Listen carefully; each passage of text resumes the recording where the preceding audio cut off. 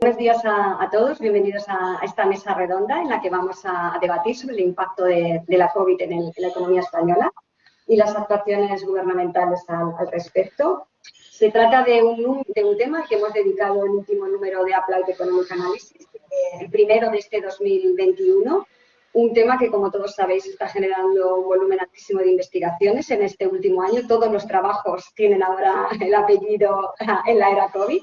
Como ya ocurrió en la gran recesión de 2009, todas las publicaciones científicas de estos meses están centrando en gran medida en comparar y analizar el mundo económico post-COVID, comparándolo con el pre-COVID. No podía ser de otra manera, dado que la pandemia, más allá de la tragedia humana que ha supuesto, pues ha desencadenado, como todos sabemos, la crisis mundial más grave desde la Segunda Guerra Mundial en términos de velocidad y de intensidad. En este número especial, que ha sido coordinado, y quiero darle las gracias a los profesores, queremos darle las gracias, Paco y yo, a los y Máximo Camacho, lo que se ha hecho ha sido recopilar un conjunto de trabajos que cubren una gama de temas relacionados con ese impacto de la crisis en la economía española, concretamente los principales agregados económicos, los efectos sobre el mercado laboral, las consecuencias en el comercio de bienes y servicios, la vulnerabilidad y la resiliencia de las corporaciones no financieras, el coste de la COVID-19 y también las estrategias de las políticas que se han para tratar de disminuir los efectos negativos de la pandemia. Algunos de los trabajos se han realizado en autoría, otros en coautoría, otros en solitario, de manera que han sido un total de 13 investigadores los que han participado de este número especial. En esta mesa redonda contamos con 3 de ellos, siendo esta la primera de las actividades. Creo que ALDE tenemos programado alguna más para difundir los trabajos que componen este número especial, que os animamos a todos a leer, que ya os hemos enviado a todos los socios por mail y que está disponible en la página web de la ALDE. Como decía, nos acompañan hoy tres expertos, 3 de los autores que han participado en este número especial. Los presento muy brevemente. Nos acompaña hoy Ángel de la Fuente, director ejecutivo de FDEA, científico titular en excelencia del Instituto de Análisis Económico del CSIC. También es miembro de la Barcelona Graduate School of Economics y Research Fellow del CSIFO y, como todos sabéis, ha sido editor ejecutivo de Revista de Economía Aplicada. Nos acompaña asimismo Juan Francisco Jimeno, doctor en Economía por el MIT, ha sido profesor en la London School of Economics y la Universidad de Alcalá de Henares, investigador en FDEA y presidente de la Asociación Española de Economía. Y nuestra tercera panelista experta de hoy es Beatriz López Barcárcel, catedrática en el Departamento de Métodos Cuantitativos en Economía y Gestión de la Universidad de Las Palmas de Gran Canaria, presidenta de la Sociedad Española de Salud Pública y Administración Sanitaria, y también ha sido presidenta de la sección de Economía de la Salud de la Asociación Europea de Salud Pública. Los temas de investigación sobre los que trabajan estos 3 expertos son ampliamente conocidos por todos nosotros, no hace falta que los detalle, puesto que los 3 sois una referencia en dichos temas para todos nosotros, para la comunidad universitaria. Gracias a los 3, en nombre del Consejo Editorial de Applied Economic Analysis, en nombre también de ALDE, por aceptar nuestra invitación a participar en esta mesa redonda. Hemos pensado, lo cuento para todos los que estáis asistiendo a la misma, en una mesa de debate con un formato algo diferente, más interactivo, más dinámico, y para ello hemos invitado a un periodista, a Román Escudero, para que lleve las riendas de este debate, ¿no? Román Escudero es periodista de la Unidad de Cultura Científica e Innovación de la Universidad de Castilla-La Mancha y es director del programa de radio de divulgación científica Investiga, que no es poco, que se emite semanalmente en Castilla-La Mancha Media Radio desde febrero de 2018. Tienes la palabra, Román. Todo tuyo. Pues muchas gracias, Carmen. Y desde luego lo que está claro es que estaba viendo la relación de componentes de esta mesa redonda y me da cierto pudor incluso aparecer al lado del nombre como Ángel, como Juan Francisco y como Beatriz. Lo que está claro es que soy el que menos sabe de economía de todos los que estamos conectados. Soy un invitado más y me considero un privilegiado. Muchas gracias a la organización, desde luego, por darme esta oportunidad como periodista de poder entrevistar y conocer a estos 3 ponentes que hoy vamos a tener la oportunidad de escuchar. Lo de ser un un neófito en la materia, lo de desconocer mucho de la economía que se está tratando en este congreso, yo creo que es una ventaja porque desde el punto de vista inconsciente y desde el punto de vista egoísta de un periodista voy a intentar pues preguntar todas las dudas que me surgen pues a nivel de ciudadano medio que está muy preocupado con esta situación. Y voy a intentar, como ya lo he hecho en los días previos que he tenido la oportunidad de charlar con cada uno de ellos por separado, de que hoy en la mesa de ronda pues confronten esas opiniones y que al final de esta hora y media de mesa de debate todos los que nos escucháis, incluidos los economistas resistentes a este congreso y, por qué no, todo ciudadano que pueda escucharlos, pueda quedarse con una idea clara de qué es lo que puede pasar en un futuro inmediato. Voy a empezar directamente, como solemos hacer los periodistas, y voy a lanzar una pregunta, la misma pregunta a cada uno de vosotros, Ángel, Juan Francisco y Beatriz, para ponernos en situación. Y yo lo que os preguntaría es en qué estabais trabajando un 13 de marzo del año 2020, cuando nadie imaginaba a la situación en la que nos podíamos encontrar. Imagino que las perspectivas eran otras, que los estudios eran otros, pero ¿en qué situación nos encontrábamos hace poco más de un año? No sé, empiezo por ti, Ángel. Me vais a permitir que os tutee, me voy a permitir esa licencia, pero yo creo que le va a dar mucha más frescura a la charla. Empiezo por ti, Ángel. ¿Qué estabas haciendo un 13 de marzo del 2020? Pues mira, estaba trabajando en un trabajo sobre capital humano, una cosa relativamente teórica. Eso lo aparqué, no sé si el 13, el 14 o el 15, y, y justo ahora estaba empezando a pensar en retomarlo. Era un trabajo en colaboración con otro amigo nuestro, Rafa Domenech, y justo la semana pasada pues nos sentamos a pensar en cómo volver a lo que estábamos haciendo. Sin abandonar los temas COVID, pero bueno, por lo menos que nos deje algo de tiempo para cosas más interesantes a largo plazo. Juan Francisco, hace poco más de un año, ¿cuáles eran los objetivos de un profesor como tú, de un investigador como tú? Hola, buenos días a todos. Gracias por invitarme a participar en esta mesa redonda.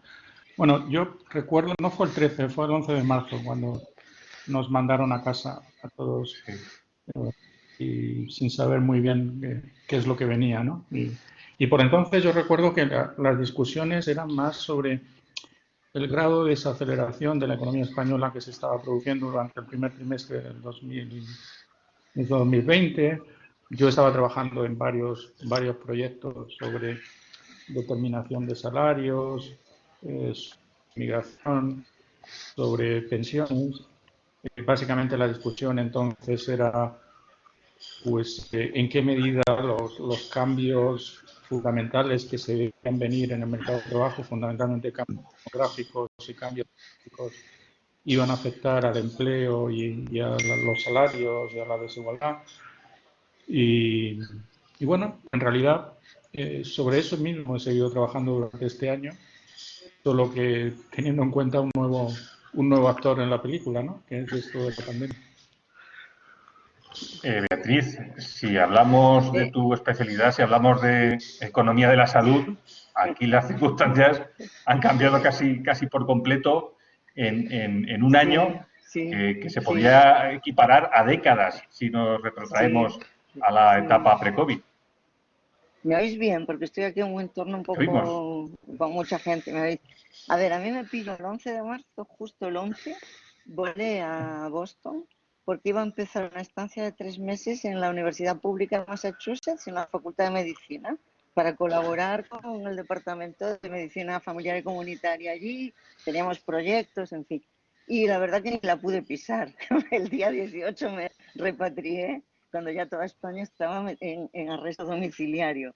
De modo que sí que supuso un cambio. Lo que me pasó a mí fue que todos los proyectos que llevaba de antes tenían que ver con economía de la salud, básicamente, pues los mantuve, seguí trabajando en ellos, pero además se me acumularon las nuevas tareas COVID, que fueron muy intensas.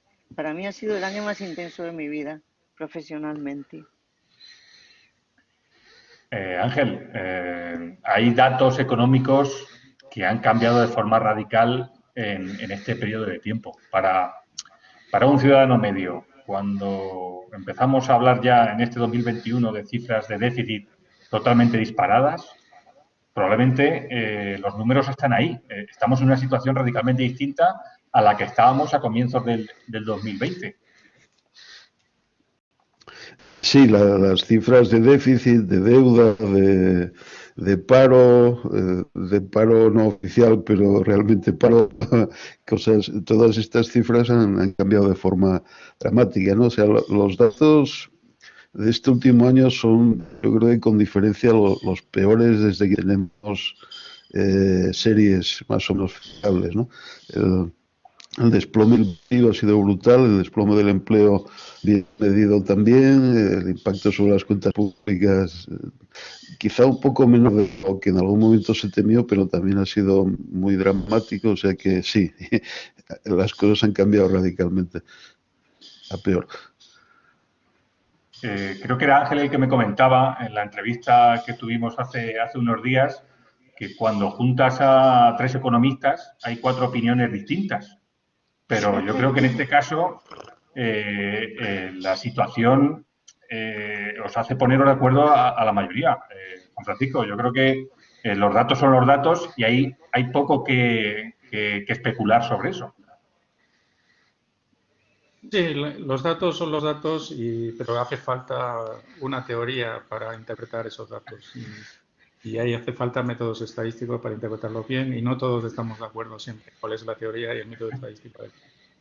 De todas formas, yo creo que el problema ahora con estas preguntas sobre cuál ha sido el impacto de la COVID, qué cabe esperar de esto, a mí me recuerda un poco una historia que cuentan sobre Richard Nixon en el año 1972, que visitó China y en una cena oficial le preguntó a Zhou Enlai, al líder chino entonces, que qué opinaba de la Revolución Francesa, ¿no? Y la respuesta suya fue: todavía es demasiado pronto. ¿No? Pues cuando sobre esto, sobre el impacto de la COVID, por muchos datos que haya, tengo la impresión de que todavía no hemos visto todo el impacto de la pandemia. Fundamentalmente, un poco por lo que decía antes, ¿no? Porque esto viene sobre un contexto que ya estaba en una situación un poco delicada. Y estoy pensando fundamentalmente en el mercado de trabajo. Esto viene e incide sobre un mercado de trabajo español que es bastante disfuncional, que tiene problemas institucionales serios. Y en segundo lugar, que estaba embarcado en un cambio estructural por los cambios demográficos y cambios tecnológicos que mencionaba antes, ¿no? Entonces, creo que todavía, a pesar de que ha habido un trabajo inmenso sobre el efecto los efectos económicos de la pandemia y demás, todavía tengo la impresión de que quizá todavía sea demasiado pronto. No creo que tengamos que esperar 200 años para ver el efecto de la Revolución Francesa, pero creo que todavía es demasiado pronto para saber cuál ha sido el impacto permanente que la pandemia va a tener en la economía.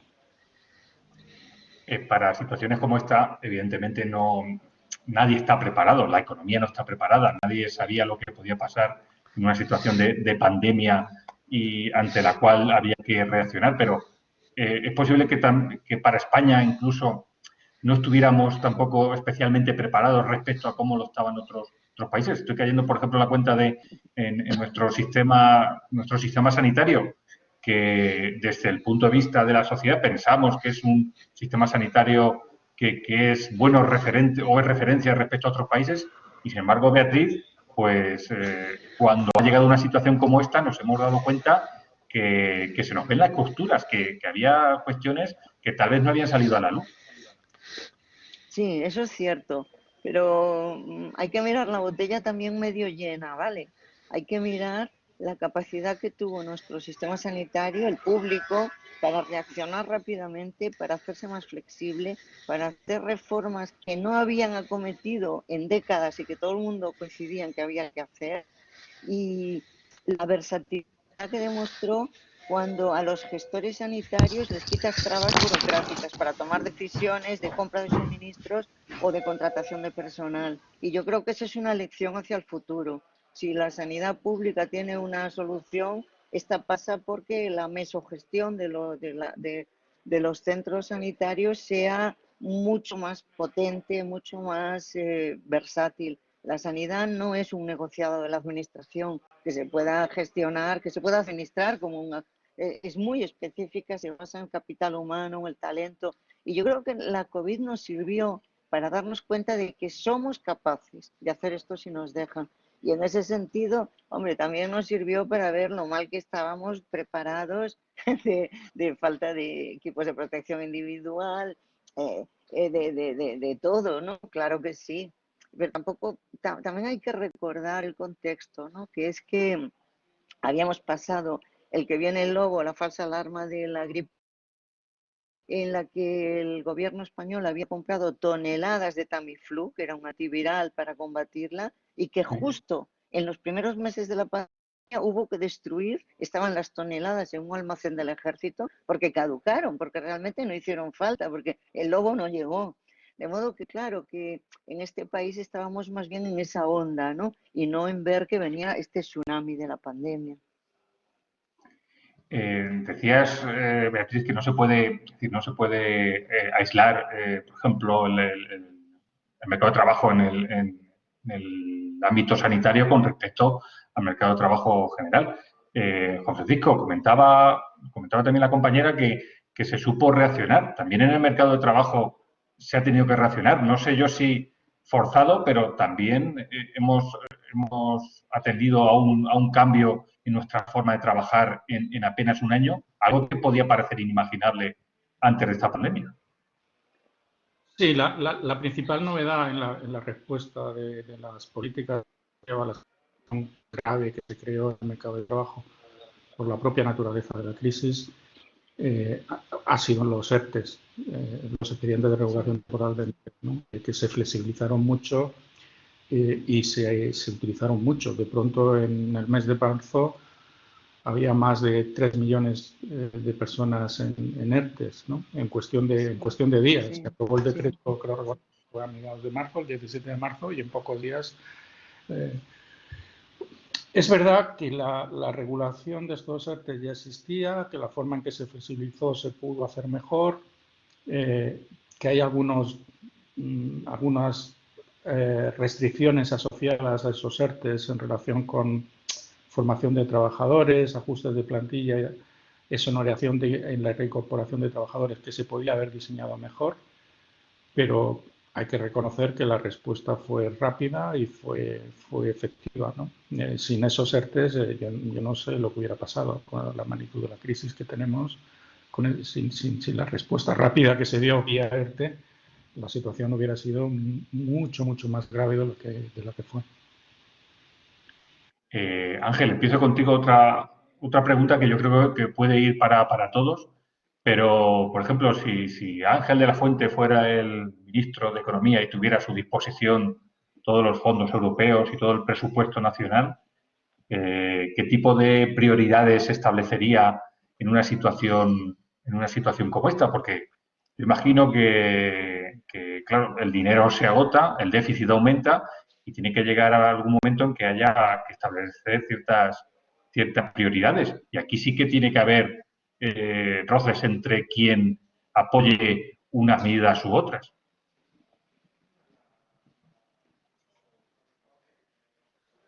Ángel, creo que no te escuchamos. Ángel. Está silenciado, Ángel.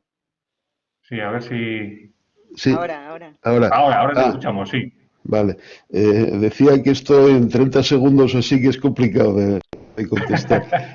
Claro, ¿Qué hacer con los fondos europeos? A ver, yo empezaría un poco más atrás. O sea, el planteamiento quizá hubiera merecido una discusión un poco más amplia, ¿no? Tanto en el Parlamento como en la sociedad. Estamos hablando de mucho dinero y de una oportunidad importante para transformar el país y no sé si se han hecho bien los deberes, si la preparación de esto ha sido buena y si lo que al final se está proponiendo pues es lo mejor que se podía hacer y a ver si somos capaces de de hacerlo, ¿no? Con brocha muy gorda, ¿qué remedio? Pues esto, o sea, tenemos que verlo como una oportunidad para cambiar para bien el funcionamiento de nuestra economía de una manera que nos haga más productivos y más competitivos, fundamentalmente. También más verdes y más digitales, pero yo creo que ahí quizás se ha cargado un poco demasiado las tintas. O sea, cuando uno se lee el plan, da la impresión de que todo se arregla con un verde digital. Y yo tengo mis dudas sobre esto, ¿no? O sea, si nos vamos al sector turístico español, pues el problema fundamental que tiene es que hasta un año sin clientes y a lo mejor le quedan 6 meses más o ya veremos. La falta de paneles solares o el exceso de emisiones contaminantes y así no se arregla la cosa, ¿no? Y hay otros sectores donde se podría decir lo mismo. Quizá una de los problemas que le veo al diseño del plan, aparte de este exceso de verde y digital, es digamos, la falta de instrumentos, o hemos dejado fuera las necesidades urgentes de los sectores, ¿no? O sea, primero sobrevivir y después verde y digital. Y ahora mismo, pues a lo mejor el dinero de las ayudas estaría mejor gastado en dar más ayudas directas a las empresas solventes, esperamos a medio y largo plazo, que ahora mismo está en una situación muy complicada, ¿no? O sea que quizá tendríamos que haber sido, no sé cómo decirlo, un poco más realistas en términos de qué hacer Pero es verdad que venía con condiciones de Bruselas, o sea que seguramente no nos hubieran dejado hacer según qué cosas con él, pero quizá podríamos haber hecho un intento en la negociación más fuerte de que nos permitieran adaptarlo a las condiciones españolas, ¿no? ¿Pero qué tipo de medidas, o sea, de carácter o reformas de carácter estructural se pueden plantear a día de hoy, después de lo que hemos vivido, que hubieran sido imposibles plantearlas antes de la pandemia? Es decir, que hubieran tenido una contestación por parte de la sociedad y que ahora tal vez se puedan plantear porque sí es el momento, porque sí la sociedad las considera necesarias. ¿Qué tipo de reformas podemos plantear? Pero no parece que vayamos en esa dirección. O sea, lo que se está proponiendo en las principales reformas estructurales es ir hacia atrás. O sea, es desmontar las reformas del gobierno anterior, que en buena medida iban en la dirección correcta. Mercado de trabajo un poco más flexible, ahí se pueden pulir cosas, seguramente hay cosas mejorables.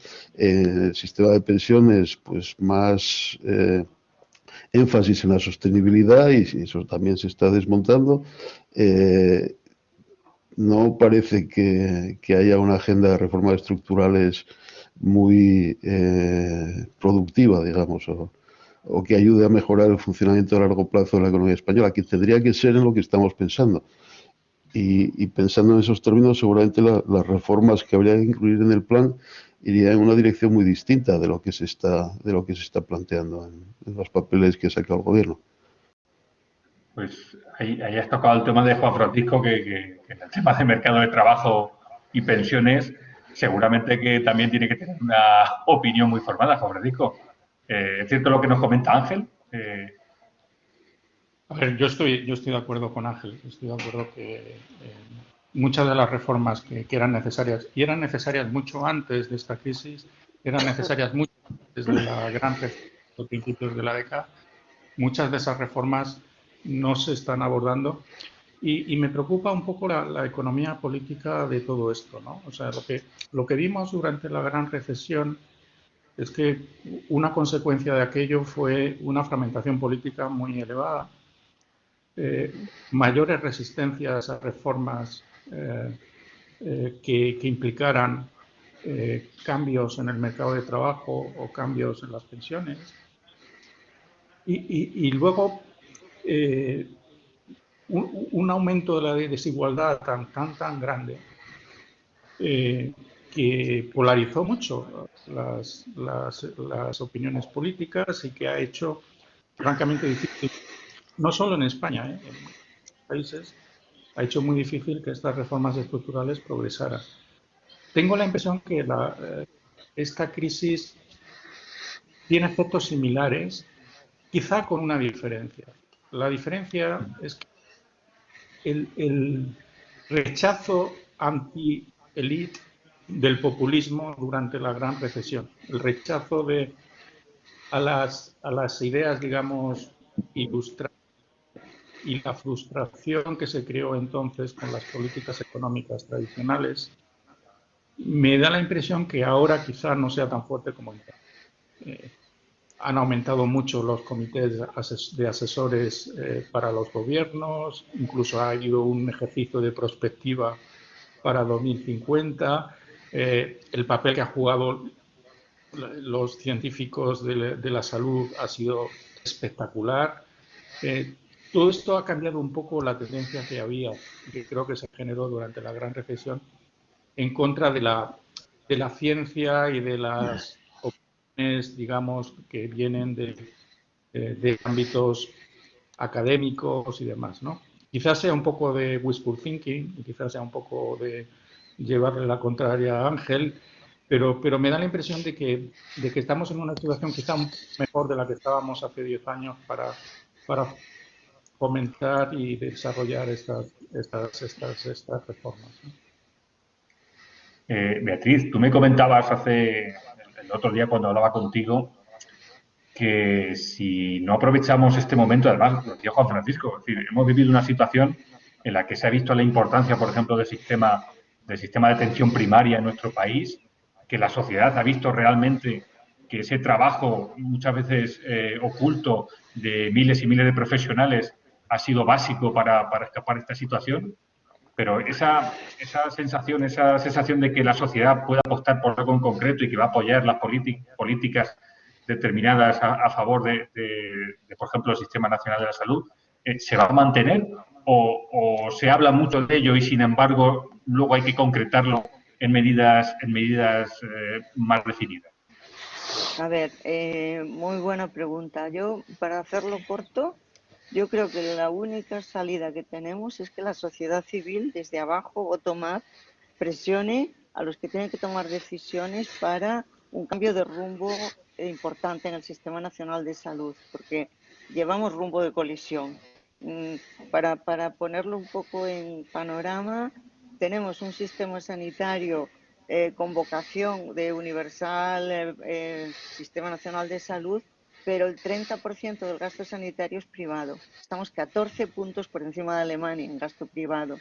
Y el aseguramiento privado voluntario ha ido creciendo de forma continua desde antes de la pandemia, pero se aceleró en 2020.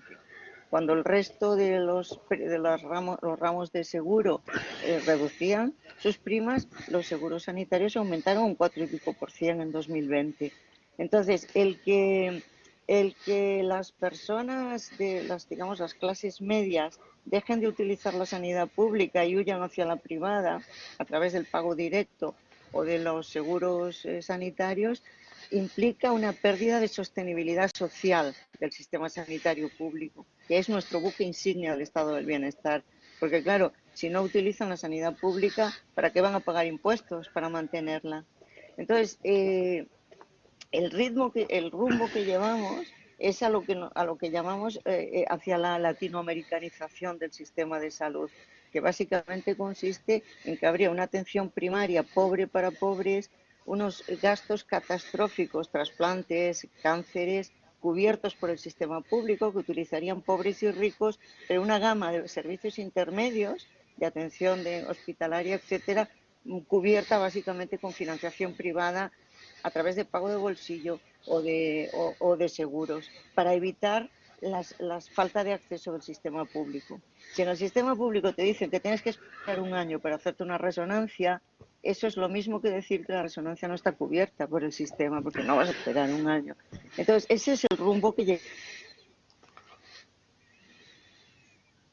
Me parece que hemos perdido por un momento a Beatriz.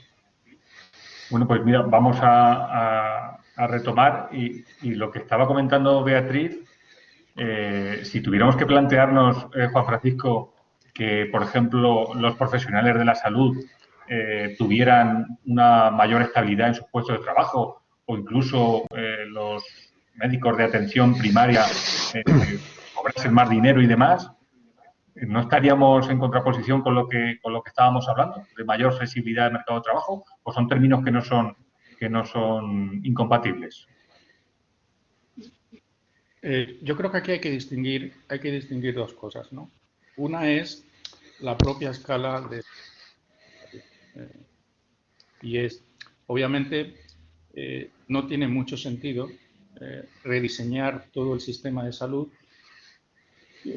para hacer frente a un evento que sabemos que se produce, si acaso, cada 100 años, ¿no? Entonces, hay una cuestión de escala y de organización del sistema de salud, como decía Beatriz, que creo que es importante, pero que hay que ponerlo un poco en perspectiva y no hacerlo un poco urgidos por todas las necesidades que hemos visto durante los últimos meses, ¿no? Y el segundo tema es el tema de la precarización laboral de los profesionales de la salud. Aquí, claro, aquí hay que distinguir entre mercado de trabajo del sector público y el mercado de trabajo del sector privado. Cuando hablamos de flexibilización del mercado de trabajo, reformas estructurales y demás, mencionamos mucho el sector privado, porque donde la regulación laboral incide mayormente. Y nos olvidamos un poco de la situación del sector público, ¿no?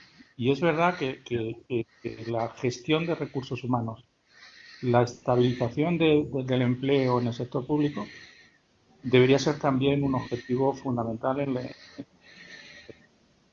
en el diseño de cambios laborales. O sea, lo que está sucediendo ahora y de hecho lo estamos viendo, cada vez hay más sentencias y cada vez hay más por el elevado grado de temporalidad que hay en el sector público y por el hecho de que ese elevado grado de temporalidad en parte es la consecuencia de una administración pública desfasada, una administración pública que sigue normas de gestión de recursos humanos y que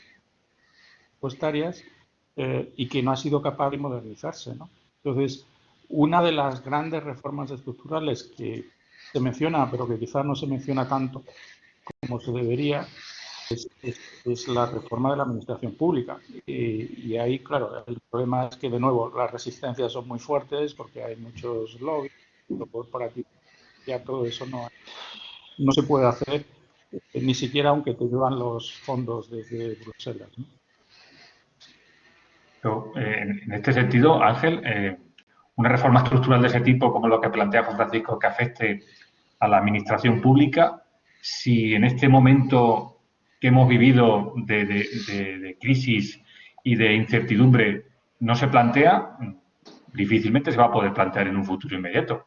Me refiero, si, como tú comentabas, la pandemia puede ser vista como una oportunidad, la oportunidad se va a perder si no tomamos decisiones valientes, quiero decir.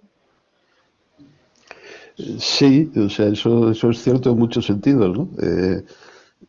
A veces las crisis tienen esa virtud de que permiten hacer cosas que normalmente no se harían, romper un poco la inercia, y sería muy de esperar, o sería muy bueno que aprovecháramos esa oportunidad. Desde luego, la reforma de la administración y el tema de la contratación laboral de los sanitarios es un aspecto, entre otros muchos, pues sería muy bienvenido, pero no parece que esto esté en las cartas, ¿no? Hay alguna mención genérica en el plan a reformas de la administración, pero hay muy poca concreción.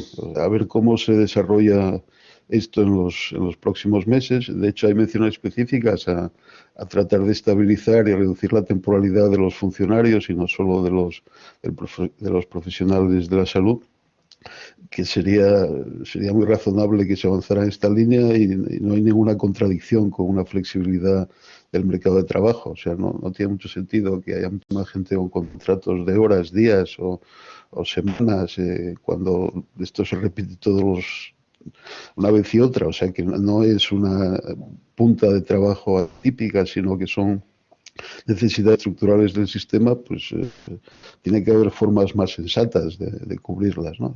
Sin que esto impida que haya una mayor flexibilidad. Yo creo que las dos cosas son perfectamente compatibles. Hemos recuperado a Beatriz, a la que agradecemos Sí, que pero mi en estas conexión es circunstancias, mala, ¿sabes? por eso, y te Chacho, agradecemos ahora he mucho que en estas tenido que circunstancias. conectarme, he tenido que darme lumbre con el teléfono, de darme conexión con el teléfono, ya es lo último. Bueno, esto vamos a contactar con los organizadores del Congreso para que te abonen los datos y los gigas que gastes en, en Bueno, esta no, conexión. gratis, es tarifa plana.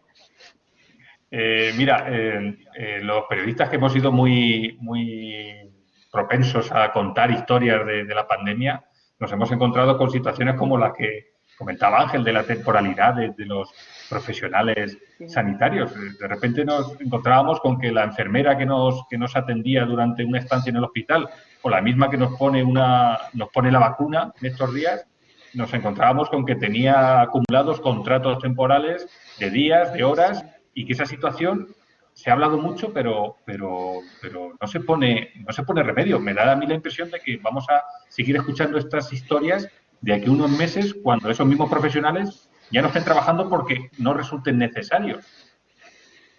Sí, sí, efectivamente. La tasa de temporalidad en España en sanidad es tan alta que hasta la Comisión Europea nos llamó la atención y nos obligó a poner plazos para resolverlo. Y el problema de fondo es que la forma de seleccionar al personal, que es a través de OPEs, de ofertas públicas de empleo con grandes oposiciones, pues realmente paralizan el sistema sanitario, porque se presentan 500.000 personas y muchos piden una baja laboral antes, unos meses para estudiar, en fin, es una disrupción enorme y es un absurdo. Es absurdo que si una persona lleva 20 años trabajando en un puesto de trabajo, después de 20 años le digan, bueno, vamos a ver si sirves o no para el puesto a través de la OPE, de la oposición. Oye, si no servía, haberme echado antes, ¿no? Entonces, es muy importante que el sistema sanitario cambie su forma de captar talento y de retener talento, porque ahora mismo hay una competencia brutal de la red privada asistencial por captar a los buenos profesionales. Lo está consiguiendo. Y de esta forma, uno de los retos del Sistema Nacional de Salud es cambiar su forma de incentivar a los profesionales para que, digamos, trabajen alineados con la organización, lo cual implica pues que las retribuciones no pueden ser uniformes, que en fin, que hay que premiar el trabajo bien hecho y que hay que garantizar que las personas tengan un trabajo estable, con contratos indefinidos y bien retribuidos y en fin, es un cambio importante. ¿Va a ser muy difícil hacerlo? Sí, yo creo que igual imposible, porque todos sabemos las fuerzas que hay detrás, ¿no? Digamos, de resistencias al cambio y más en este terreno, pero eso no quita para que no sea necesario. ¿Y por qué, Juan Francisco, cuando hablamos de flexibilización del mercado de trabajo, tendemos a pensar la sociedad en general que lo que vienen son repercusiones negativas? Es decir, cuando un trabajador dice van a flexibilizar el mercado de trabajo, significa que van a tener más oportunidad de echarme un puesto de trabajo, cuando no pensamos que la flexibilización en sí no tiene por qué afectar a que una empresa requiera de los servicios de un trabajador. Puede haber más trabajo con un mercado más flexible, como puede ocurrir en otros países, que por cierto tú conoces muy bien. Sí. Déjame añadir algo antes sobre lo que decía Bea sobre la situación laboral de los sanitarios, ¿no? Y de lo que yo apuntaba antes de la diferencia entre el sector privado y el sector público. En el sector privado hay un empleador y hay un trabajador. Y bueno, hay unas relaciones laborales que se establecen entre el empleador y el trabajador. Y el empleador mira por los beneficios de la empresa, el trabajador mira por el salario. En el sector público es mucho más complejo, porque ¿quién es el empleador en el sector público? ¿Es el gestor del hospital que contrata a la gente? ¿Es el sindicato que pone restricciones a cómo se contrata a la gente? ¿Es el contribuyente? O sea, hay problemas de agente principal, como se dice en organizaciones industriales, muy graves, no solo en sanidad, sino en general en todo el sector público, ¿no? Entonces, resolver eso requiere, como decía Beatriz, mucha más flexibilidad y posibilidades de diferenciar por ocupaciones, ¿no? Y volviendo a la pregunta que tú hacías sobre flexibilidad, este debate sobre flexibilidad es un debate muy antiguo y en realidad a mí no me gusta hablar de flexibilización del mercado de trabajo. Yo creo que el debate ahora en el mercado de trabajo, en España en concreto, es un debate sobre dualidad.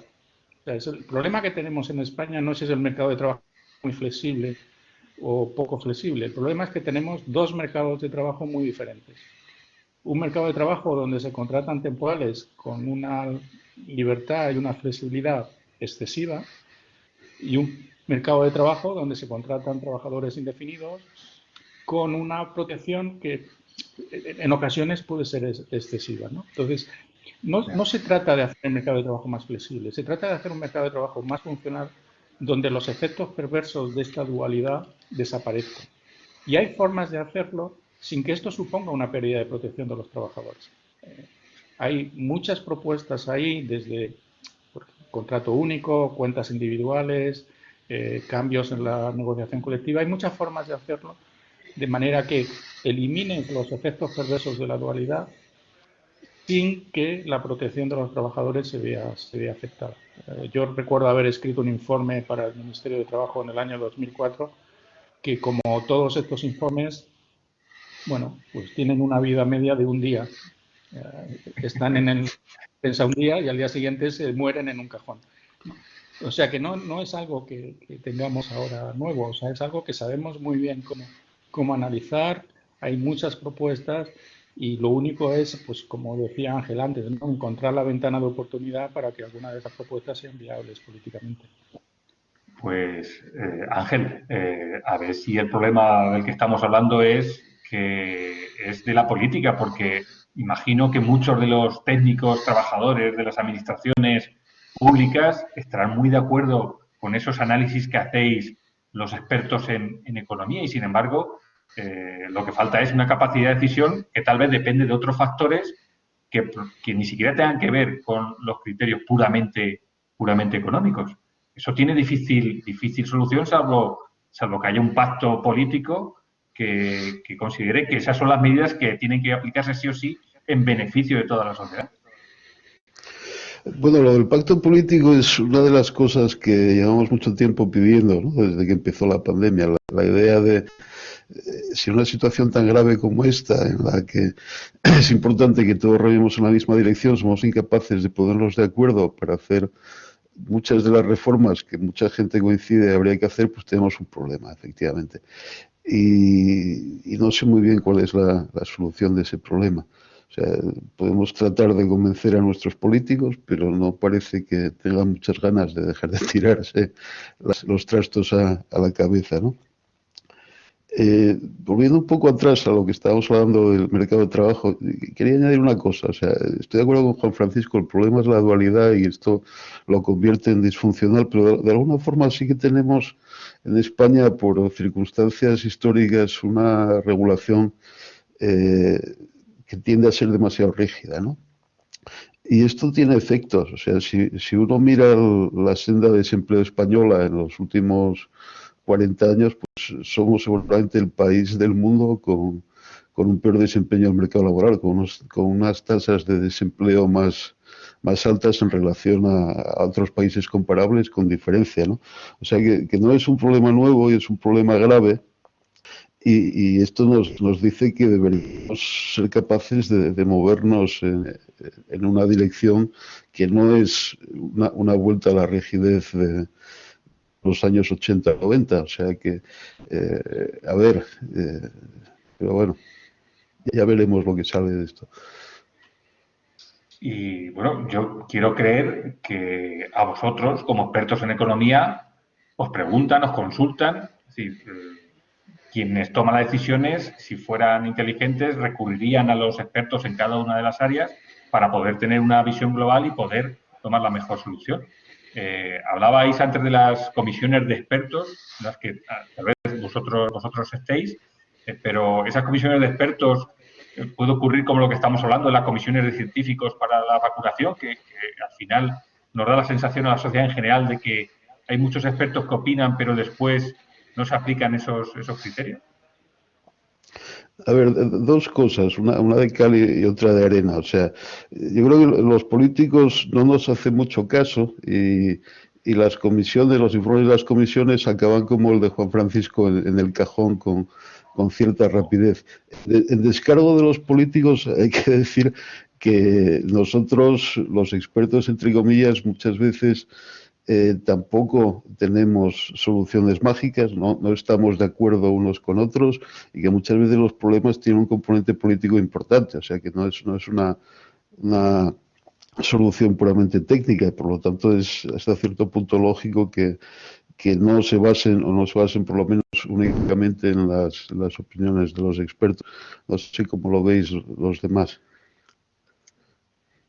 Bueno, Sí, yo para poner el punto optimista diría que no recuerdo una época en la que hubiera tanto comité de expertos y que los políticos los reunieran y los escucharan. El comité que asesora a la ministra de Economía, en el que yo no estoy, pero conozco a alguien que está, pues se reúne con ella y ella escucha. Yo no recuerdo una situación así en España en décadas. Y luego los otros comités, ¿no? Antes alguien decía, si hay 3 economistas va a haber 4 opiniones y ese también es un problema. Si los economistas fuéramos más unánimes, si lo tuviéramos muy claro, si tuviéramos una receta, pues entonces yo creo que se oiría más nuestra voz. Pero lamentablemente, pues los economistas somos de tener 2 manos, ¿no? On the one hand, but on the other hand. Entonces, a veces nuestros mensajes no son muy, digamos, realizables, o sea, muy concretos también. Esto es un poco para hacernos una autocrítica, ¿no? Como profesionales de la economía. sí, yo también.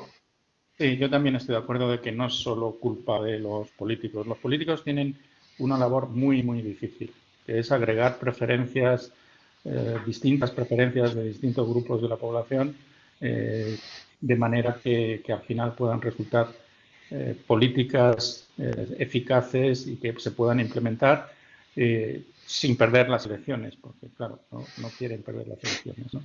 Entonces, ese problema es un problema muy difícil y los economistas no sabemos cómo resolverlo. Los economistas no podemos dictar políticas a los políticos. Nuestra labor es fundamentalmente proporcionar la información que esté disponible y el conocimiento que esté disponible para que ellos sepan lo que están haciendo y lo que no están haciendo. O sea, es una labor de información. Y es verdad que la visibilidad de los economistas durante esta pandemia ha sido enorme. Ha sido enorme. Y deberíamos hacer un poco de examen de conciencia y ver si en realidad estamos cumpliendo nuestra labor como economistas, que es la que decía antes, simplemente proporcionar el conocimiento disponible. Y no a veces estamos tratando de traspasar fronteras y convertirnos en lo que muchas veces nos acusan de ser, ¿no? Tecnócratas. No somos tecnócratas y no deberíamos serlo, ¿no? Es verdad que creo que era Carlos Olchaga quien decía esto de que un técnico es un político que sabe de algo, ¿no? Es verdad que el conocimiento está en la gente que se ha dedicado a estudiar los problemas, ¿no? Pero el tener ese conocimiento no nos da la capacidad de convertirnos en dictadores de política económica. Eso por una parte. Luego, es verdad también lo que decía Beatriz. Es verdad que la manera en que los economistas comunicamos es manifiestamente mejorable. Y en esto hay también, bueno, pues, los medios de comunicación, las redes sociales crean mucho ruido y nosotros no somos suficientemente hábiles para disipar ese ruido, ¿no?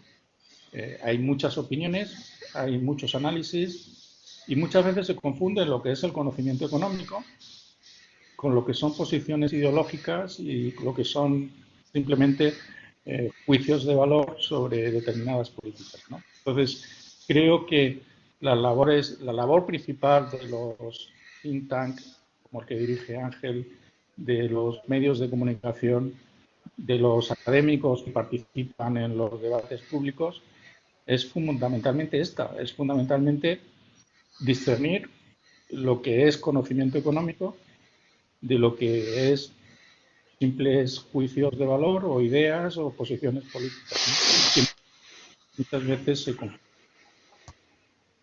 Voy a aprovechar para lanzar una pregunta que una de las asistentes a esta mesa redonda nos ha lanzado. Yo creo que muy interesante porque nos abre el tema del que trata esta mesa, que es los efectos que va a tener esta pandemia sobre la economía.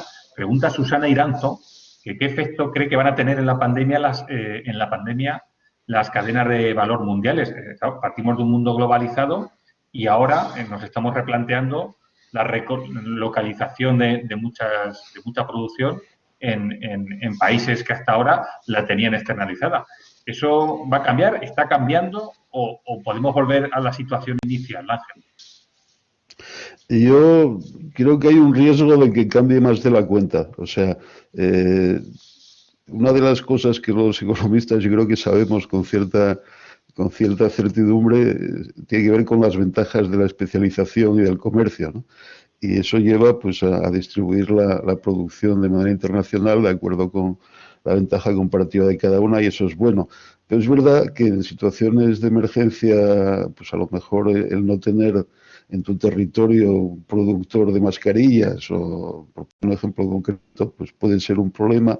Entonces la precaución, el miedo a esa situación podría llevarnos a una vuelta atrás, un poco el nacionalismo económico, ¿no? De asegurarte de que tienes, por lo menos en ciertos sectores, un control más directo de la producción. Hasta cierto punto, una cierta precaución en cuestiones muy esenciales pues puede ser comprensible, pero sería malo que esto nos llevara demasiado lejos en esa dirección, ¿no?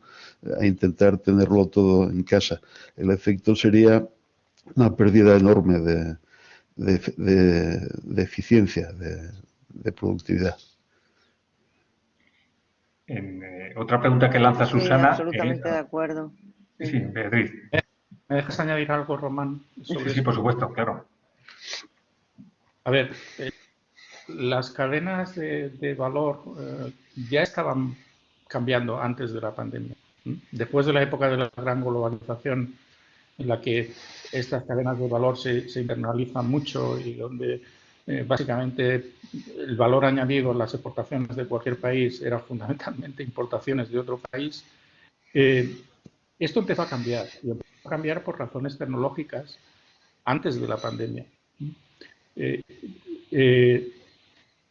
Richard Baldwin, que ha escrito un libro muy interesante sobre esto, que se llama Globotics, tiene el punto este de que cada vez vamos hacia un mundo en el cual las manufacturas no van a necesitar trabajo, porque tienes robots, tienes impresoras 3D, tienes formas de producir en las cuales las manufacturas no necesitan trabajo, y lo que va a ser comercializable entre países son los servicios. Y en particular, un determinado grupo, un determinado sector del sector servicios, aquellos servicios que no requieren de una interacción personal, que se pueden hacer en comportamiento físico y que se pueden hacer vía Internet. Entonces, esto ya estaba pasando. Ya estaba pasando y el cambio en la división internacional del estaba produciendo con un cierto repliegue en manufacturas y repliegue, quiero decir, en la internacionalización de la producción de la manufactura y un cierto avance en servicios. ¿Qué consecuencias tiene la COVID sobre esto? Pues lo que la COVID nos ha enseñado es que hay muchos servicios que se pueden prestar sin que tengamos que estar presencialmente. Incluso podemos trabajar sin necesidad de estar en el puesto de trabajo, ¿no? Entonces, yo creo que toda la experiencia que hemos acumulado durante estos meses en este tipo de actividades, teletrabajo, actividades que se pueden realizar vía Internet sin necesidad de contacto físico, yo creo que eso ha venido para quedarse. Yo creo que vamos a tener más servicios, digamos, internacionalizados sin necesidad de proximidad física, ¿no? Y estos cambios tecnológicos que repito, ya se estaban produciendo y acaso se van a acelerar. La conjetura que veo, las perspectivas que veo es que vamos a tener, pues como académico, vamos a viajar mucho menos para dar conferencias. Vamos. Bueno, si me permitís teletrabajo. hablar un poco de este fenómeno en el sector sanitario, ¿vale? Sí. La sanidad ha descubierto la digitalización y una parte es las consultas telemáticas. Lo que ha pasado durante este año es impresionante. Hay grandes plataformas para interacciones médico-paciente o enfermera-paciente. Por ejemplo, el IBI, que es una del Reino Unido, ha hecho ya más de 3 millones de consultas. Y no solo en el Reino Unido, sino en todos los países de Europa. Esto no es solo un cambio de forma de trabajar, esto implica un cambio de relaciones laborales. ¿Por qué? Pues porque los profesionales que trabajan para esta plataforma entran en la uberización del trabajo. Es decir, ya no son contratados por una organización, son profesionales que depositan su título en la web, que por tanto se acreditan como médicos y ofertan sus servicios, pues cobrando por acto en el tiempo que tienen disponibles. O sea, digamos, son un ejército de profesionales autónomos. Y este cambio de fenómeno de la forma de operar la sanidad está empezando, pero yo creo que también ha venido para quedarse. El NHS en el Reino Unido está contratando así enfermeras. Cuando le falta personal, ya no firma un contrato con una enfermera local. No, pues va al IBI y ahí contrata los servicios de una. Yo creo que esto supone un cambio muy importante. Y esto en el ámbito sanitario, los profesionales que ahora mismo hay en España, ¿buena parte están preparados para ello o también necesitarán de asimilar estos cambios si es que no lo han hecho ya? Beatriz. Hombre, estos cambios yo creo que se asimilan rápido, porque este año hemos asimilado muchísimas cosas, pero yo creo que tienen riesgos de deshumanización de la relación terapéutica. La relación médico-paciente se basa en el conocimiento y en que tu médico es tu coach de salud y conoce de siempre. Y claro, que de repente te atienda uno que no conoces de nada para darte una prescripción, pues no es bueno desde el punto de vista de calidad del servicio. Pero bueno, serán cambios a los que nos tengamos, bueno, a los que estamos asimilando además a una velocidad de vértigo. Tenemos otra pregunta en el chat, también muy interesante porque es algo que no sé si hay precedentes. Nos pregunta Francisco Requena que qué consecuencias podemos esperar del exceso de ahorro que ha generado la COVID. Es cierto que durante todo este tiempo, en el confinamiento seguro, pero ahora también se ha generado una capacidad de ahorro que estamos, yo diría, hasta cierto punto deseosos de gastar. ¿Esto va a tener algún efecto en el tiempo o va a ser algo que sea muy, muy inmediato y que después desaparezca? ¿Hay realmente ese ahorro que se va a poner a disposición de la economía? Ángel. Bueno, lo que hay seguramente es una demanda embalsada que tenemos muchas ganas de desembalsar. O sea que la gente está esperando pues poder irse de vacaciones, poder salir a cenar con cierta tranquilidad, a lo mejor cambiar los muebles de casa, arreglar lo que sea. Y esto, pues, seguramente lo que va a hacer es que tendremos un tirón de demanda ahora cuando estamos empezando a volver a una cierta normalidad gracias al proceso de vacunación y hará que la recuperación a corto plazo probablemente sea rápida. El problema es el medio y largo, o sea, ahí ya veremos, ¿no? Y para eso es importante todo el tema que hablábamos antes de las reformas estructurales y de acertar en el buen uso de los fondos europeos y demás. Pero a corto plazo yo creo que el tirón de demanda va a ser muy fuerte y nos va a empujar hacia afuera del hoyo con mucha rapidez de momento. Y después Dios dirá. Pues eso puede ser incluso contraproducente, ¿no, Juan Francisco? Que haya una sensación de recuperación que no es tal. Mi opinión es diferente a la de Ángel. Sí, existe esta sensación de que vamos hacia una gran recuperación, de que hay de que hay muchas ganas de gastar, de que vamos a tener otros felices años 20 como los años 20 del siglo pasado, donde la gente se iba de fiesta todos los días, ¿no? Yo soy un poco escéptico sobre este punto de vista, principalmente por tres razones, ¿no? Una, lo de la demanda embalsada que decía Ángel, es verdad, pero hay partes de nuestro consumo que no se embalsan, ¿no? Las cenas que no he tenido durante este último año no las voy a tener duplicando el número de cenas al día el año siguiente. Bueno. Podemos reunir, pero lo que no podemos hacer es cenar 2 veces al día. No, entonces, las otras dos razones me parecen más importantes, ¿no? Una es que este exceso de ahorro, hablamos de exceso de ahorro, pero el exceso de ahorro ha estado muy desigualmente repartido.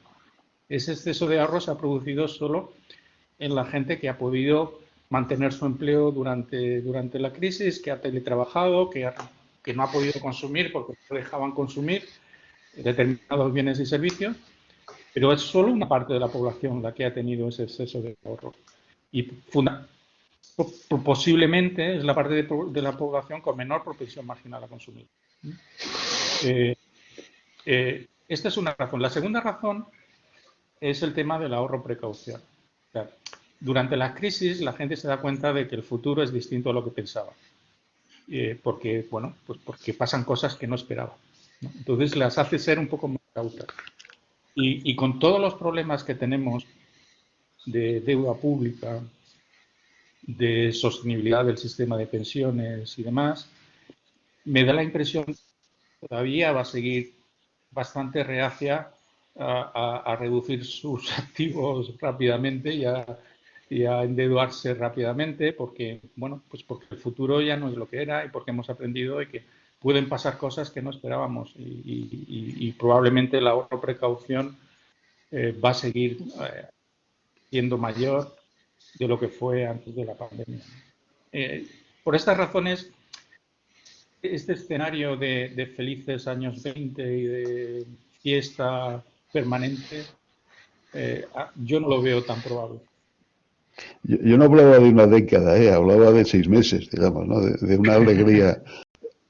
Bueno, pero si son 6 meses, 15 años. Sí. Y si la recuperación, como proyectaba, por ejemplo, la OCDE, las proyecciones que sacó el año antes de ayer, que sacaron estas proyecciones. Y las proyecciones es que la renta per cápita del nivel de prepandemia la vamos a recuperar en el primer trimestre del 2023. Esas son las proyecciones. Yo tampoco hablaría de gran recuperación, ¿no? O sea que a mí todavía me parece que hay frenos a la recuperación importantes. También nos comenta José Luis Carrión, además un tema que también ha salido a lo largo de esta mesa, que estos cambios tecnológicos es posible que estemos generalizándonos cuando es posible que no llegue a toda la población. Es decir, la población mayor posiblemente va a ser muy difícil que cambie sus hábitos o se una a las herramientas digitales. También habrá que establecer algún tipo de medidas para no dejar a nadie atrás.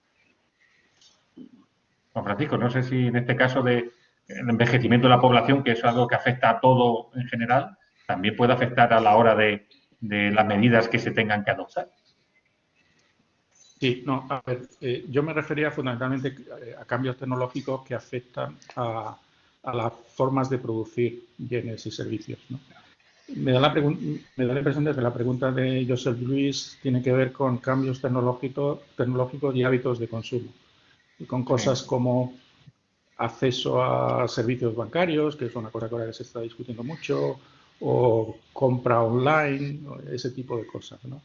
Y es verdad que para determinados grupos de población, pues eso es una limitación. No, es posible que no todos ellos puedan acceder a estas vías de consumo y también es posible que en el caso de la banca pues haya un problema serio en determinadas zonas y en determinados grupos de población. Pero bueno, yo creo que esto es una cuestión una cuestión transitoria. Yo por lo que veo en mi alrededor, en mis padres y gente así, aprenden muy rápido, aprenden muy rápido a cómo utilizar estas cosas. Bueno, Beatriz, si hemos dicho que nos hemos tenido que adaptar a la atención médica por Internet, a la atención telefónica, cuando era algo inimaginable hace poco, incluso para las personas mayores que necesitaban de ese contacto. Uy, no sé si tenemos ahora mismo a Beatriz. Es verdad, no tenemos a Beatriz. Comentaba eso, que probablemente buena parte de la población se está adaptando a unos cambios que van desde no poder ir al banco, porque lo tienen que hacer a través de Internet, no poder ir a su médico de cabecera, porque lo tienen que hacer vía telefónica, y que eso no sé si va a ser algo que va a permanecer en el tiempo, o eso es uno de los cambios estructurales que sí nos va a dejar la pandemia, Ángel. Hombre, en buena medida yo creo que seguirá con nosotros, ¿no? Porque también es bueno, o sea, hace muchas cosas más fáciles y reduce los costes. Es verdad que hay un riesgo de que hay una parte de la población que tenga difícil acceso, pero también, como decía Juan Francisco, muchos de ellos aprenden rápido. O sea, yo he visto, y quizá la pandemia ha sido un empujón en este sentido, ¿no? La gente mayor, que eran bastante reacios al ordenador y al teléfono móvil y a las videocosas, pues en el momento en que necesitan usarlo para hablar con los nietos, pues rápidamente aprenden a hacerlo, ¿no? O sea que, bueno, hay que tener cuidado, hay que tratar de facilitar ayuda a los que lo necesiten, pero una buena parte de los mayores, pues yo creo que se han subido al carro de la digitalización.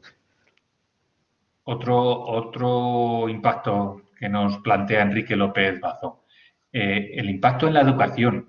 Nos habla de que si puede haber una generación COVID con menor nivel de educación efectiva y menos productiva. Como sois todos profesores universitarios, tal vez en los universitarios no se note más claramente, pero sí puede haberlo en una generación de la que tengamos constancia en los próximos años, que no haya recibido la formación que en un principio debería haber recibido. A ver, sin duda el curso pasado ha sido muy atípico y seguramente hay muchos estudiantes, especialmente los que tienen más problemas, que lo han notado más. Pero bueno, o sea, ha sido un curso. Si lo compensamos con una mayor atención en los próximos años y conseguimos que recuperen lo que no han aprendido en ese año, no tiene por qué haber cicatrices duraderas, ¿no? Puede haber algún caso, pero otra cosa sería si la situación se prolongara más tiempo, ¿no? Y esto en el mercado de trabajo, Juan Francisco, también por otro lado nos va a dar una generación que ya sepa a lo que se enfrenta en un mercado laboral que les va a exigir de unas habilidades en este ámbito distintas a las que se planteaban hasta ahora. Es decir, ahora alguien que no domina el teletrabajo tendría más dificultades para entrar dentro del mercado. Eso nos lo apunta Manuel Alejandro. Sin duda. A ver, al hilo de los cambios tecnológicos que mencionaba antes, pues robotización, inteligencia artificial y todo lo que nos ha traído la digitalización, pues se hablaba mucho de la necesidad de cambiar el currículo académico de los estudiantes españoles, ¿no? Y hacer más hincapié en materias que se llaman STEM, ¿no? Las ciencia, tecnología, management y demás, ¿no? Porque es verdad que en España la composición por campos de estudio de los estudiantes universitarios es bastante, digamos, poco adecuada a los cambios tecnológicos que estamos viendo. O sea, en España, más de la mitad de los estudiantes universitarios hacen humanidades, ciencias sociales y jurídicas.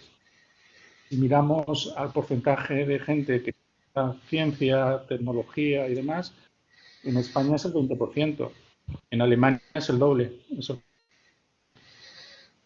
O sea que una de las buenas consecuencias que puede tener la pandemia es poner más visibilidad las necesidades de cualificación en estos campos, ¿no?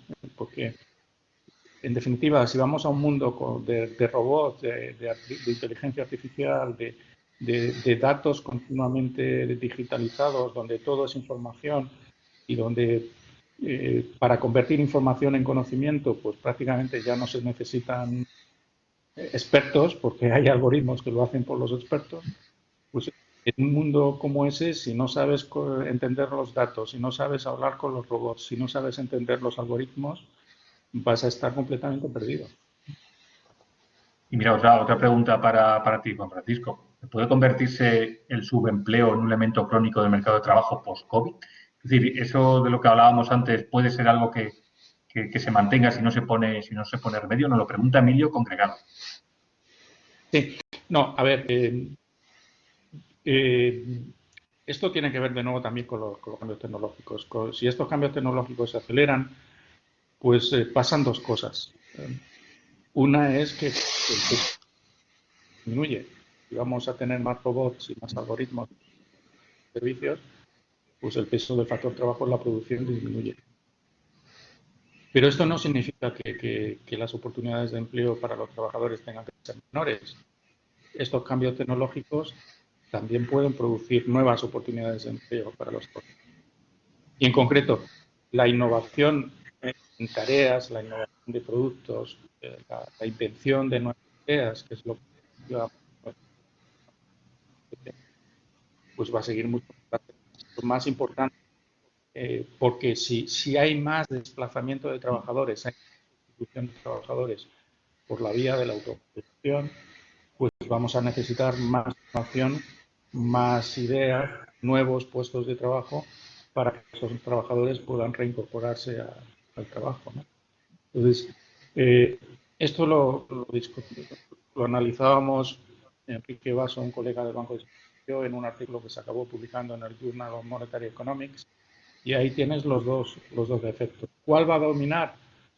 Pues dependerá de lo que pase con la innovación. Por eso decía que es muy importante adaptar el currículo académico al contexto, al nuevo contexto tecnológico, porque si no adaptamos ese currículo académico al nuevo contexto tecnológico, pues difícilmente vamos a tener innovaciones de este tipo. Pues fíjate, estamos abriendo otro melón, que es el de la reforma de los currículum de muchas titulaciones, pero también es algo que habrá que afrontar. Y si hablamos de nuevos sectores o nuevas formas de trabajo, también aquí preguntan por lo que puede pasar con un sector que es, entre comillas, tradicional, y lo comentaba antes Ángel de la Fuente a la hora de esas políticas verdes y de digitalización. ¿Cómo se aplica eso a un sector tradicional como puede ser el turismo en España? Ahora podemos tener un boom, una recuperación, pero ¿puede cambiar ese sector? Nos pregunta Jesús Navarro. Ángel. Bueno, como decía antes, yo creo que el verde y digital no es siempre la única respuesta, ¿no? Que intentamos a veces aplicárselo a los que tienen otros problemas. Y en el caso del turismo, a ver, sí que tiene sentido que los hoteles, igual que cualquier otra instalación o cualquier hogar, pues intentemos que sean más eficientes en el uso de energía y que contaminen menos.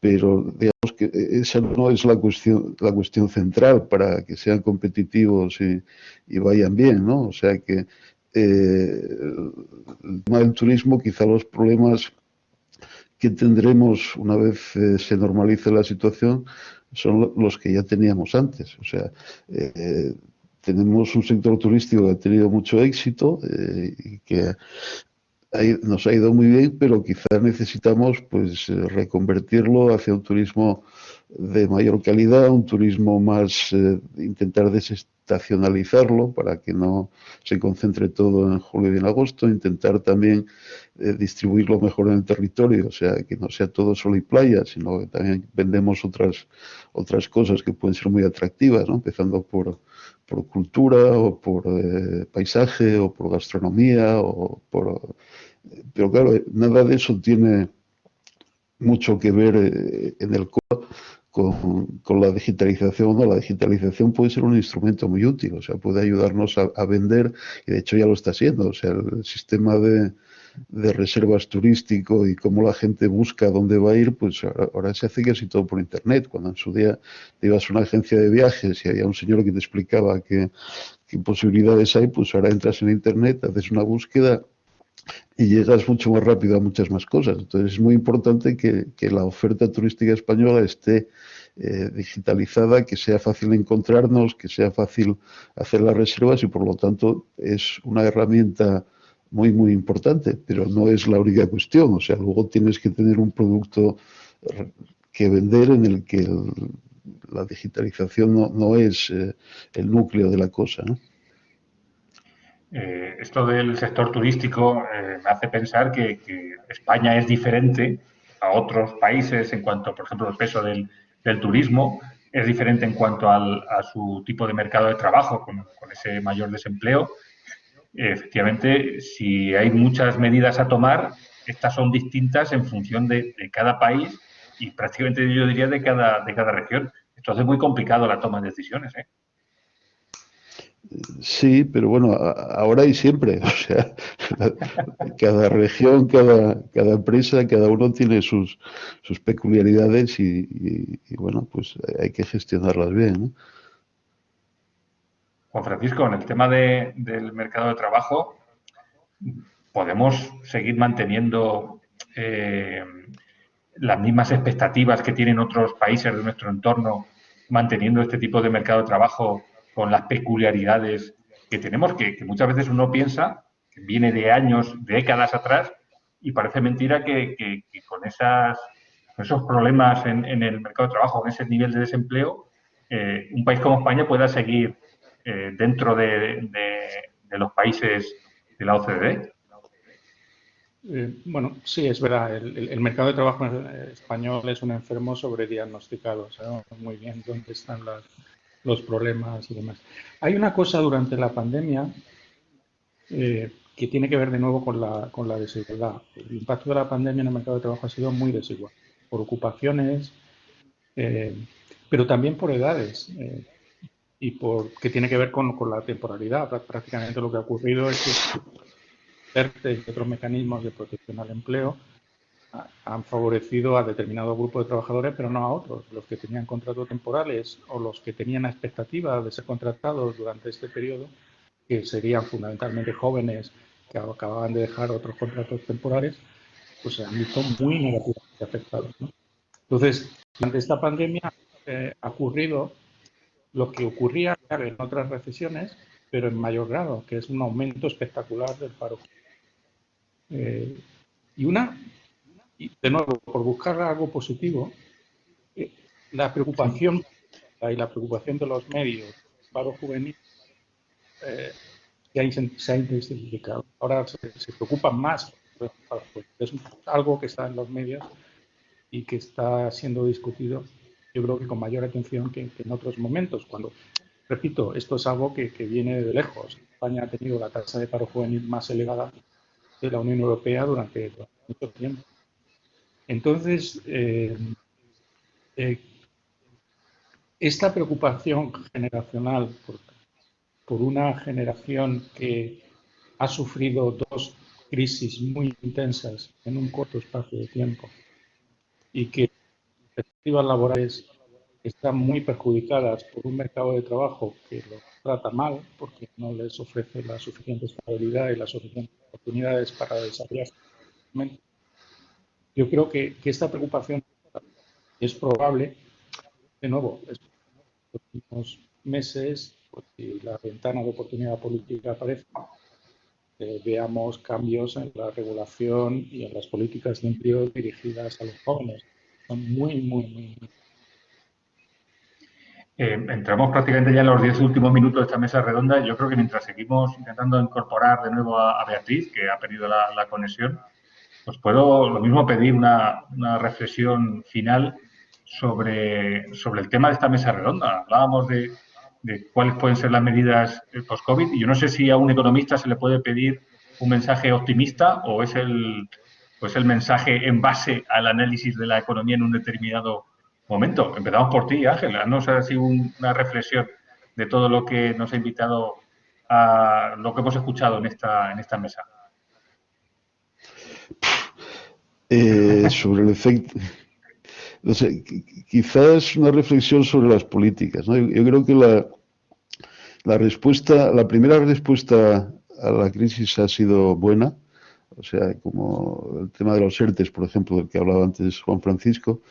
Hemos reaccionado rápidamente para tratar de proteger, en la medida de lo posible, tanto a las familias como a las empresas. El reto ahora es readaptar esas políticas,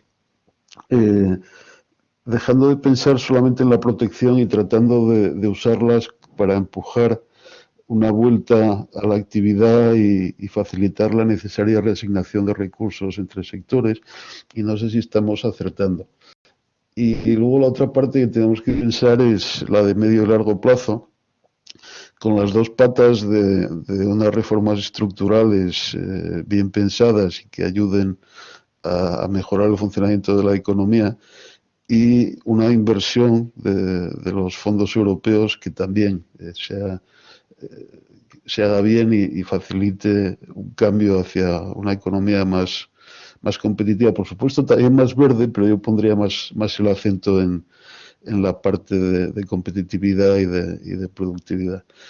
Y tenemos ahí pues un desafío importante en el que estaría muy bien que nos tratáramos de poner de acuerdo, por ejemplo, en cuestiones sobre todo que tienen que ver con el reparto de los costes de la crisis, ¿no? O sea, que un pacto amplio sobre una estrategia de salida de la crisis y de fomento de un crecimiento robusto, inclusivo y verde también, sería muy buena cosa. Juan Francisco, seguro que estás en muchas cosas de acuerdo con lo que ha planteado Ángel, que sería el escenario ideal para los próximos meses. A ver, sí, no, bueno, dicen que la economía es la ciencia lúgubre porque, bueno, enseña que todo tiene un coste. En realidad es una ciencia muy divertida, se aprenden muchas cosas estudiando economía.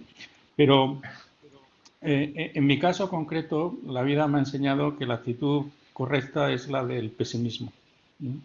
Vaya. Por dos razones. Una, porque las sorpresas no te sorprenden. Y dos, porque te obliga a prepararte para lo peor, ¿no?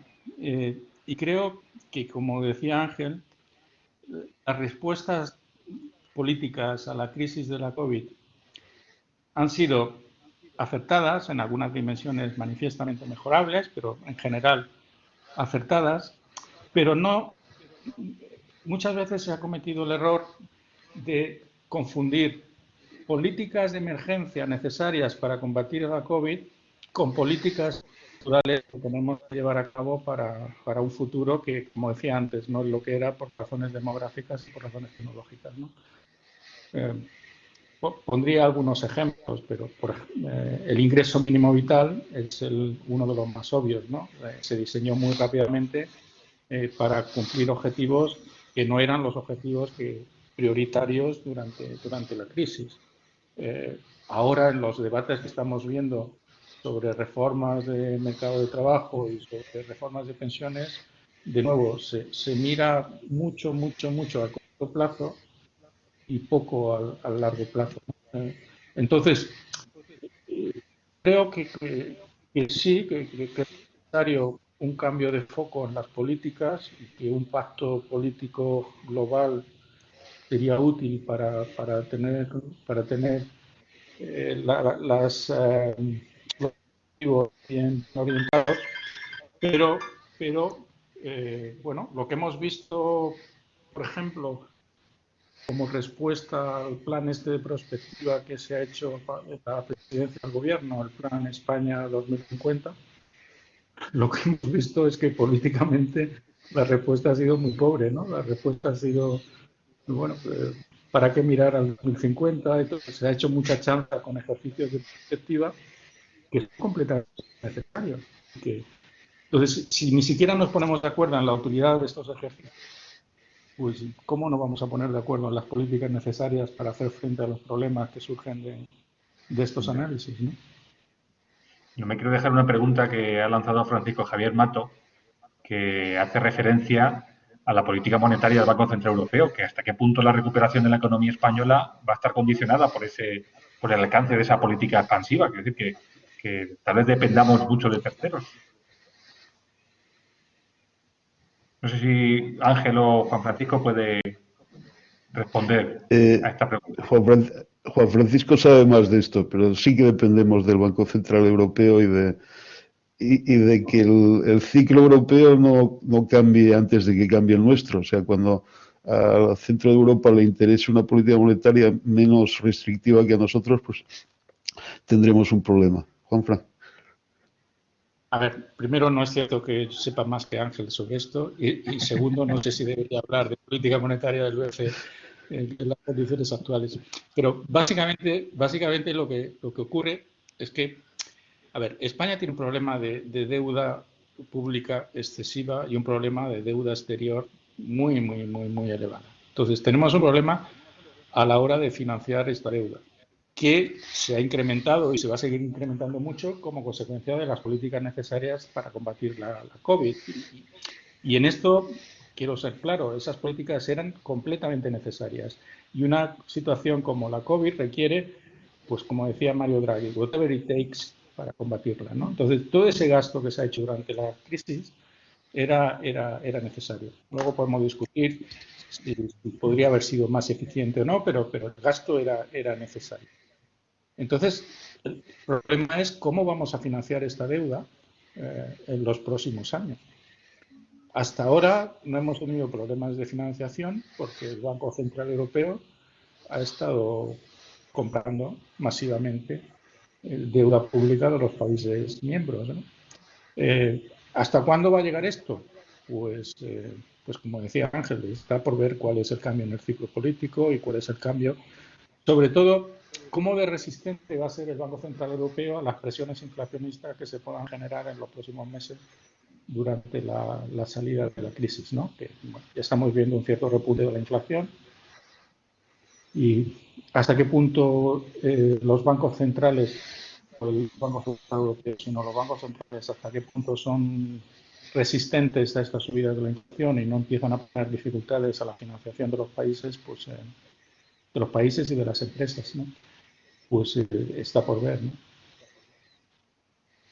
Ángel, tenemos otra pregunta que también es muy interesante, de Carmen Fillat, que habla sobre lo que hemos comentado anteriormente, sobre esa preponderancia del turismo y que hay que apoyar a un sector de la economía con tanto peso en la economía general del país, pero que si eso no puede ir en detrimento de otros sectores que podrían gozar de más impulso para obtener un crecimiento más cualificado. Debe ser también la eterna pelea sobre a qué apuesto si no quiero perjudicar a otros sectores tradicionales. A ver, yo no creo que esa pregunta la tenga que contestar el gobierno. O sea, es el mercado el que tiene que decidir cuánto pesa el turismo en relación a otros sectores. Pero bueno, hasta ahora el mercado, la experiencia que tenemos es que el sector ha funcionado muy bien y tenemos una ventaja comparativa clara en esa actividad. Pero hombre, hay que cuidarla un poco, especialmente en una situación como esta, en la que ha habido un shock exógeno muy fuerte que puede amenazar la supervivencia de muchas empresas del sector, ¿no? O sea que, pero yo no creo que esto sea una cuestión que tengamos que planificar y que alguien tenga que decidir cuál es el peso de cada sector en la economía española sentado en un despacho en algún ministerio, ¿no? Ya iremos viendo lo que dice el mercado. Pues prácticamente se nos ha pasado hora y media de esta mesa redonda. La verdad es que me ha resultado entretenidísima y yo he resuelto muchas dudas desde el punto de vista personal. Os agradezco profundamente vuestra intervención y que hayamos podido charlar de esta manera, responder a todas las preguntas de muchos de los asistentes que os han lanzado. Lástima que Beatriz haya tenido problemas de conexión en el último tramo y de momento no haya podido entrar. Le agradecemos también a ella su participación y voy a dar paso a Carmen Díaz Mora, que quiero hacer un último comentario, pero desde luego os quiero trasladar mi agradecimiento y desde luego mi enhorabuena como periodista por haber sabido transmitir de esta forma tan clara tantos conocimientos en materia económica. Seguramente que todos lo agradecemos. Carmen, vamos a ver si tenemos aquí a Beatriz. Por un momento pensaba que la habíamos podido recuperar, pero nada, vamos a hablar con Carmen. Carmen, buenas, ¿qué tal? Bien, muchísimas gracias. Ha sido de verdad una mesa muy interesante, muy dinámica. Gracias, Ángel. Gracias, Juan Francisco, por aceptar este nuevo formato de mesa algo más interactiva. Recordaros a todos los asistentes que los trabajos excepcionales que se han presentado hoy, que bueno, algunas ideas, aunque ha sido más de debate que de planteamiento de las cuestiones de los trabajos, han sido publicados en el último número de Planet Economic Analysis, que lo tenéis disponible en la web. Es un número que aún coordinaron los editores ejecutivos Luis Ayala y Andrés Picazo. No es un número que hayamos diseñado Paco Requena y yo, aunque sí hemos gestionado solo la edición en la última fase. Muchísimas gracias a todos.